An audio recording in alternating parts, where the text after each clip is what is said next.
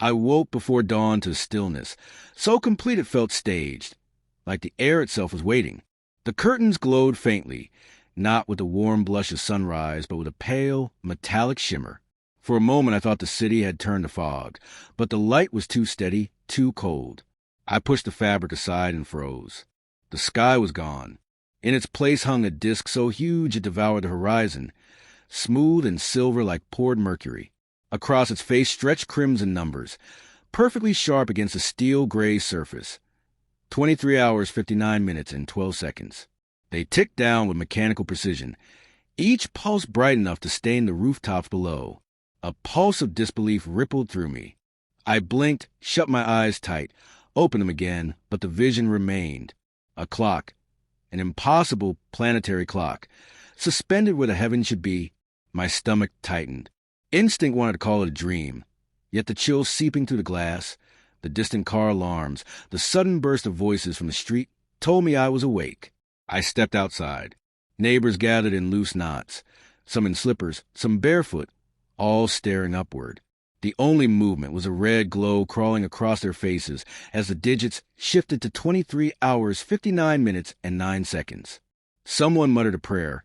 Another tried to laugh and failed. A child clutched a plastic telescope and asked if Santa had brought a new moon. Phones rose everywhere, flashes firing against the strange daylight. News alerts flooded my screen faster than I could read them. Live feeds from every continent showed the same object dominating every sky. No planes moved. Airports were grounded, traffic stilled. Even the wind seemed reluctant to disturb the moment. Commentators guessed meteor, satellite, hologram, mass hallucination. Others leapt straight to apocalypse. Yet no agency claimed responsibility.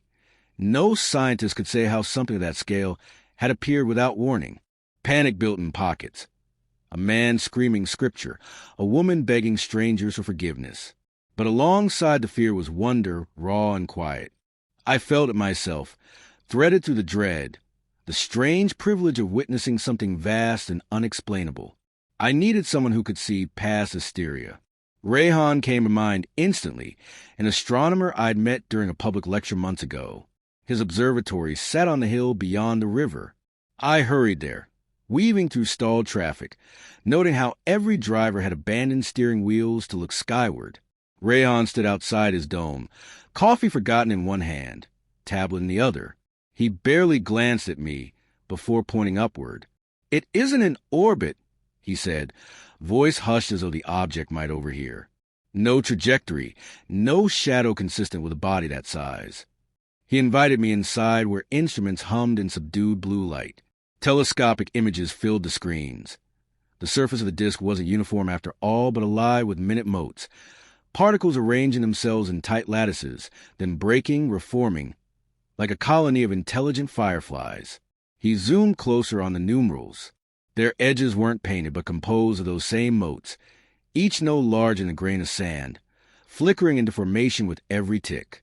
"This is not a projection from Earth," Rayhan murmured. "It's generating its own field." Before we could speculate further, Layla arrived, breathless, laptop clutched to her chest. She worked in data analytics for a telecom firm and had been tracking unusual packet traffic since the clock appeared. Encrypted bursts rippling through global networks, perfectly synchronized with the changing digits. "It's using our infrastructure like a mirror," she said, fingers flying over keys. Every time the number shifts, something piggybacks through the signal. I watched the countdown slip from 57 minutes past to 56. The weight of each second pressed against my ribs. A normal emergency would involve sirens, instructions, officials seizing control. But here the authorities were silent, their broadcasts looping generic assurances while they scrambled off camera. Whatever this phenomenon was, it had leapt beyond our vocabulary. Rayhan adjusted the focus again, isolating a cluster of lights dancing between the second and third digits. He recorded the sequence, reversed it, slowed it, then replayed at double speed. Letters flickered faintly inside the pattern, too brief to read but unmistakably deliberate. Not noise, not weather, a message woven into time itself. I felt suddenly exposed, as though the thing had singled out every human eye and demanded attention. Around us the city had gone quiet, engine noises fading to a hush. Even birds had vanished from the air. The clock ruled the world now, and we were its audience. Layla began aligning her dataset with Rehan's imagery, searching for correlations.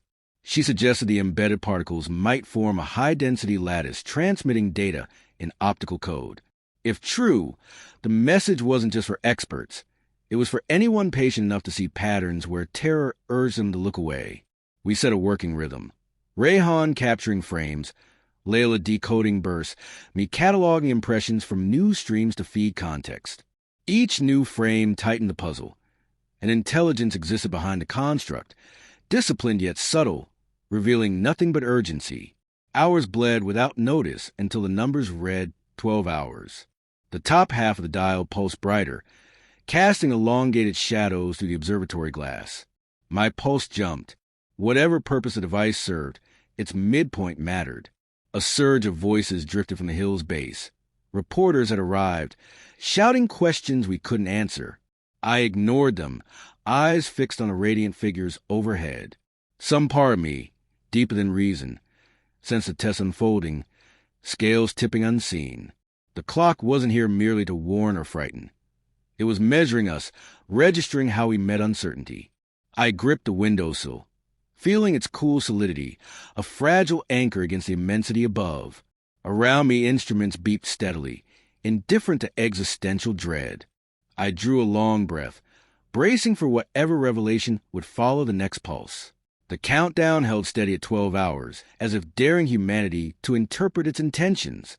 By now, every channel on the planet streamed identical footage, anchors speaking with brittle calm, while experts speculated about kinetic weapons, alien diplomacy, temporal anomalies, or some elaborate psychological experiment. Governments issued careful statements urging patience and unity, but their unease bled to the teleprompter polish. Curfews were announced in some capitals, while others declared public holidays, unsure whether to contain crowds or let them gather beneath the metallic disk. Within the observatory, we tried to maintain a fragile discipline. Rehan mapped the particle lattice across the clock's surface, tracing how each cell shifted microseconds before the numerals advanced. Layla combed through packets of intercepted data, convinced an algorithm rode alongside every tick. I documented every hypothesis, translating technical bursts into plain language, partly for future clarity and partly to convince myself comprehension was still possible. At precisely 11 hours 48 minutes remaining, a subtle modulation swept the dial. The digits wavered, refracted like symbols seen through rippling water, then solidified. A ripple of light emanated from the center, invisible to the naked eye, but caught by our instruments as a spike across the spectrum. Rehan exhaled sharply. "It just blinked at us," he said, tone hovering between awe and alarm. Moments later, the data stream Layla monitored jumped, new layers blooming in compressed packets. She decrypted one fragment enough to reveal recurring glyphs, neither purely mathematical nor linguistic, but something hybrid, geometry bent towards syntax. "It's speaking in a grammar built from physics," she murmured. Her excitement radiated through exhaustion. Outside, crowds thickened despite warnings. People pitched tents, held vigils, sang improvised hymns, filmed themselves delivering declarations to whatever intelligence waited above.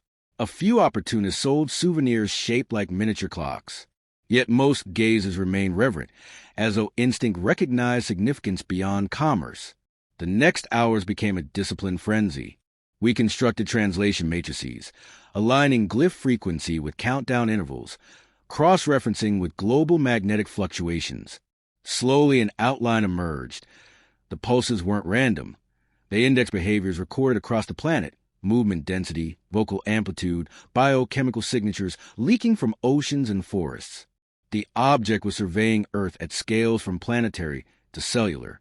Rehan speculated it was not merely watching but scoring. "Imagine a device auditing a civilization," he proposed. "Every second is an entry in a ledger." The thought sharpened the air in the dome. If true, the clock measured more than time. It weighed worth. Near the 9-hour mark, new activity unfurled across the dial, faint radial marks sliding outward like spokes on a wheel. Their tips aligned with clusters of luminous motes that separated from the surface, hovering briefly before re-emerging. The sight pulled murmurs from the hillside crowd, captured by microphones feeding live streams. Layla's software registered a correlative surge inside global communication bands. Emergency networks, satellites, even dormant deep-sea cables flared with synchronized pings. The phenomenon exploited every system humans had built to talk to one another, stitching them into a single choir. I felt a chill thinking how little autonomy remained. Our infrastructure was a marionette strung to an alien rhythm. Despite fatigue, we refused rest. The possibility that our reactions might influence the outcome made each observation urgent. I drafted a concise message proposing cooperative intent, encoded using the glyph syntax we derived, and broadcasted through radio, fiber, and microwave relays. We had no assurance the construct would notice, but silence seemed a poor gamble. For a long minute, nothing changed. Then a soft luminescence rippled over the dial, not the harsh red of the numbers, but a calm pearl glow. The countdown continued, yet the background brightened fractionally, as though acknowledging receipt. Rayhan allowed himself a grin, quickly swallowed by worry. Attention from such power was double-edged. As twilight rolled over the continent, the disk remained immutable, defying the natural gradient of night. Stars are behind its circumference, moonlight rendered irrelevant.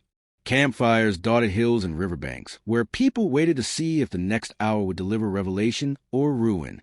In the observatory's subdued light, I caught my reflection against a window, a single face among billions, yet somehow participant in dialogue with an unseen architect. The thought steadied me. Humanity had always defined itself by curiosity. Whatever this ordeal demanded, surrendering to terror would betray that heritage. When the timer slid past 7 hours 30, Layla froze at her keyboard. A fresh data burst had resolved into sequential coordinates, latitudes and longitudes tracing a looping path across oceans and deserts. The pattern suggested waypoints forming an immense spiral whose center landed near our hemisphere. Rayhan overlaid the spiral on geological charts and found its focus coincided with an ancient crater long eroded by tides. Speculation ignited. Perhaps the site concealed machinery left millennia ago, or a portal aligning with the disk above. Whatever lay there seemed integral to the countdown's terminus. We considered rushing to investigate, but distance and logistics mocked the idea. Without official sanction or transport, reaching a remote coastline before zero was impossible. Still, we forwarded findings through encrypted channels to research groups we trusted, urging them to mobilize drones or submersibles. Whether they believed this was another matter. Bureaucracies move slower than mystery. Around the 6-hour threshold, a low resonance trembled through the ground, subtle yet universal. Seismographs lit worldwide, though no fault line shifted. People felt in their bones more than ears, a hum synchronizing heartbeats with the digits overhead. Children reportedly fell asleep mid-sentence, breathing in rhythm with the pulse. Doctors verified no harm, but parents clung closer. I noted how fear and fascination braided tighter as the end approached. Markets shuttered. Military stood down from exercises. Even online arguments dwindled, replaced by silent watching. Perhaps the construct's truest message was not written in glyphs, but in the unity born from shared vulnerability. At 5 hours 50, Rayhan's telescope captured a new phenomenon. Slender filaments peeling from the dial's rim, cascading downward like molten glass. They evaporated before touching atmosphere, yet their trajectories mapped precise lines converging on the spiral's heart. We were witnessing preparation, a calibration preceding revelation. My pen hovered useless over paper. Words felt inadequate against magnitude, yet recording anchored reason. Whatever the clock intended, history would judge how clearly we had looked when faced with incomprehension. I steadied my breathing, eyes fixed on the digits sliding toward 5 hours remaining, aware that the next phase was about to begin.